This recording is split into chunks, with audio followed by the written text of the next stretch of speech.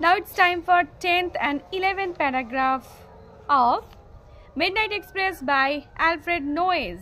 Yes, let's read. Mortimer tried to grasp the strange cycle of events he was going through.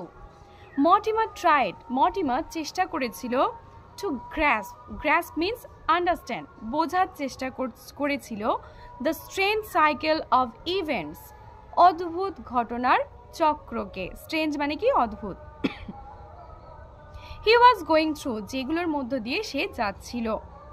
he was filled with acute dread, he was filled, সে পূর্ণ ছিল acute dread মানে পুরোপুরি ভয়ে সে পূর্ণ ছিল। who is the strange man who asked me into this cottage? who is the strange man, এই অদ্ভুত ব্যক্তিটি কে? who asked me, যে কিনা আমাকে বলেছিল into this cottage, এই বাড়ির মধ্যে আসার জন্য যে বলেছিল, সেই অদ্ভুত ব্যক্তিটি কে? Mortimer asked himself fearfully, Mortimer নিজেই নিজেকে জিজ্ঞাসা করেছিল ভয়ে ভয়ে। আচ্ছা, 10th প্যারাগ্রাফে আমরা মেন ওয়ার্ডগুলোকে আন্ডারলাইন করব। কি? গ্রাস্প মানে কি না, আন্ডারস্ট্যান্ড মানে বোঝা, স্ট্রেঞ্জ মানে অদ্ভুত, স্ট্রেঞ্জ, সাইকেল অফ ইভেন্টস ঘটনার চক্র, সাইকেল অফ ইভেন্টস মানে কি ঘটনার চক্র, গোয়িং থ্রু যেটার মধ্য দিয়ে সে যাচ্ছিল, ফিল মানে পূর্ণ, পরিপূর্ণ, অ্যাকিউট মানে নির্দিষ্ট মানে পুরোপুরি, এটা সম্পূর্ণ, ড্রেড মানে ভয়, স্ট্রেঞ্জ মানে অদ্ভুত, asked himself মানে নিজেই নিজেকে জিজ্ঞাসা করা, fearfully মানে ভয়ে fearfully মানে ভয়ে। এবার আসি 11th প্যারাগ্রাফে।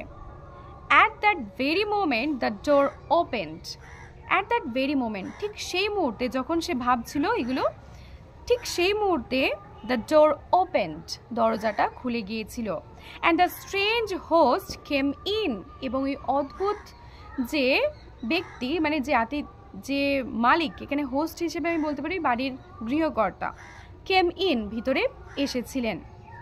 হিজ ফেস তার মুখটি ওয়াজ কাভার্ড ইন ডার্কনেস ঢাকা ছিল অন্ধকারে। The candle on the table cast huge shadows on the walls. The candle ওই মোমবাতিটা অন দ্য টেবিলের মোমবাতিটা কাস্ট দিচ্ছিল কি হিউজ শ্যাডোজ অনেক বড় ছায়া ফেলছিল, অনেক বড় ছায়া, অন দ্য ওয়ালস দেওয়ালগুলোতে। দ্য শ্যাডোই ফিগার স্টুড বিফোর মর্টিমার ওই ছায়ামূর্তিটা স্টুড দাঁড়িয়েছিল বিফোর মর্টিমারের সামনে। স্লোলি হি এজড ফরওয়ার্ড ধীরে ধীরে ক্রমশ এগিয়ে আসছিল মর্টিমারের দিকে, এগিয়ে আসছিল। এজড ফরওয়ার্ড, এজ মানে হচ্ছে এগিয়ে আসা, ফরওয়ার্ড মানে সামনের দিকে, ক্রমশ সেটা সামনের দিকে এগিয়ে আসছিল, সামনের দিকে বলতে মর্টিমারের দিকে।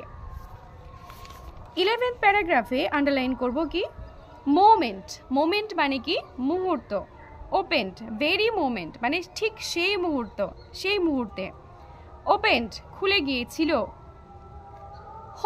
হোস্ট মানে হচ্ছে যিনি সমস্ত কিছু আয়োজন করেন তাকে বলা হয় হোস্ট, এখানে কিন্তু বাড়ির কর্তা বা গৃহকর্তা বলতে পারি।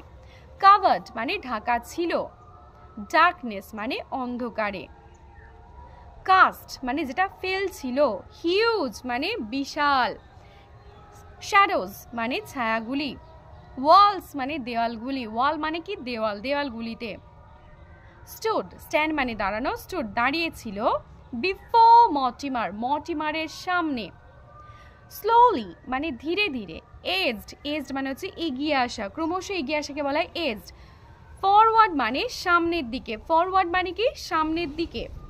এই ছিল আমাদের 10th এবং 11th প্যারাগ্রাফ। এই 10th এবং 11th প্যারাগ্রাফে যে কোনো প্রকারের প্রশ্ন তোমরা কমেন্টের মাধ্যমে জিজ্ঞাসা করতে পারো।